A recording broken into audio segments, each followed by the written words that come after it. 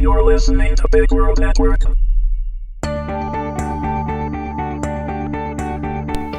Accidental Passion, Episode 5, Anger. Warning: although there is no material subject matter within that couldn't be found in any general bookstore with no age constraint, this series is rated 18 and contains adult situations and content. It is intended for mature audiences only and should not be read if you are uncomfortable with graphical sexual intimacy.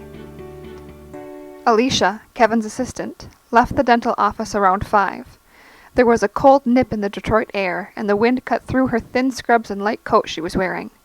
Already it was starting to get dark, the days becoming visibly shorter.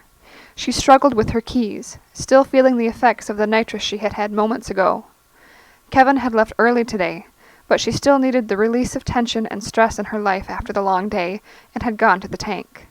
She knew the risks, that she could rapidly fall unconscious with the mask strapped to her face. If that happened, she would be found dead the next morning with an empty tank, so she was always very careful to only hold the mask rather than secure it. Finally getting her car unlocked, she climbed in, started the car, and backed out of her slot. She pulled out into the suburban side street and drove down to the stoplight.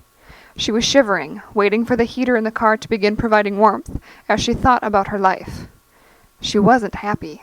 She worked for a dentist who was always trying to get into her pants, and more than anything else, she was lonely.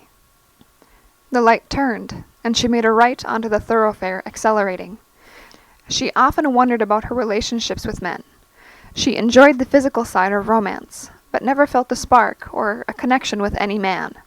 In college, she had experimented one night with a girlfriend, and it had seemed so natural that it scared her, and she blocked the entire event out of her mind.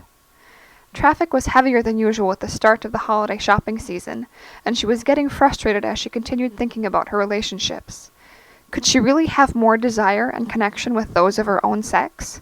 She wondered if she could continue to ignore her feelings.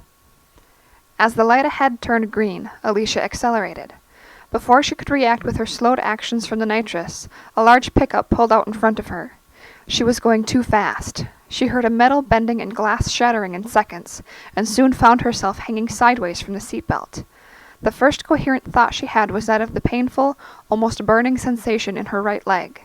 She tried to move it, but couldn't, and then everything went dark, giving her relief from the incredible pain. Rick stood outside his restaurant, finishing his call with Kim, and disconnected his cell phone after a quick goodbye. Ever since their weekend getaway and flight back to the city, she had been acting funny. In fact, he hadn't seen her since. There had always seemed to be some excuse. This upset him, especially after the money he had spent on that weekend. Money. Everything came down to money, he thought, as he made his way to the side entrance. A restaurant, a gym, and 3 laundromats, and yet he was losing money. And Kim had the nerve to bother him with her little troubles in life. He tolerated it, but only because he truly did like her, and the sex was amazing. But she had no clue what hard work was, and what it took to make a living, having that wimpy dentist husband of hers to support her lifestyle. He made his way through the pantry to the dining room. When he saw 2 waitresses sitting down eating in the empty room, and Linda, the manager, on her phone by the register, he became even more angry. "Is this what I pay you all for?" he said. All 3 were surprised and startled. "We're just taking a break before we open," one of the waitresses said. Linda quickly stuck her phone in a little pocket on her black hostess skirt. "Rick," she greeted. "It's no wonder I'm not making a damn bit of money." He was growing angrier by the second, and he could feel the familiar heat of blood rushing to his face. "And I'm starting to find it harder and harder to believe your nightly closeouts," he finished accusingly. "Rick, you know things have slowed down. For the last time, no one is dipping into the drawer." Linda was visibly shaken, and he liked that. He liked being able to cause that reaction in her. "I see nothing but traffic outside. This place should be packed. If you can't deposit the proper nightly closeouts, you will continue to owe me," he said more quietly, so the 2 waitresses couldn't hear.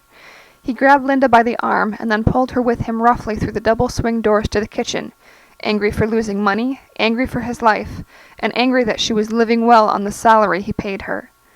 "I want my money's worth for what I pay you," he said into her ear as the door swung closed behind him.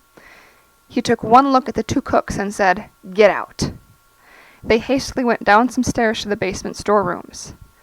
"Rick, baby, you know you can have me, and you know I would never cheat you," Linda assured him. He pushed her hard against a stainless steel prep counter. The control turned him on, as did knowing that she liked it. At least, he thought she did. He didn't much care. She really was lazy. He grabbed her hair while turning her around in the bright kitchen, and pushed her face down onto the cold prep table as he unzipped his pants with his other hand. He could care less if someone came in. It was his place. His. Besides, he knew they all knew better. He pushed himself out, hard, and lifted her skirt, violently yanking her panties down and pushing himself into her, not giving her a chance to adjust. She didn't resist, but instead braced herself as he pushed her into the table hard with each thrust. He pulled her hair back, knowing she liked that too, as much as he liked the control, seeing her face down on the counter. It didn't take him long, and when he was finished, he pulled out rapidly, zipped up, and turned to walk out the door. "I'm not white trash, you know," she yelled after him. "You could say thank you." Rick kept walking without looking back. He was calm and almost another person as he walked out the side door to his car. His anger subsided. His cell phone rang, and he fished it out of his pocket. It was Kim again, so he turned on his charm and answered.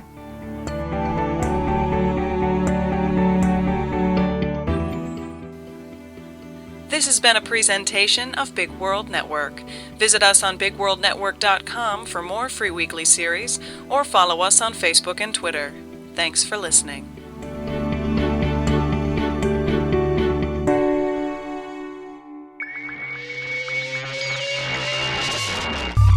You're listening to Big World Network.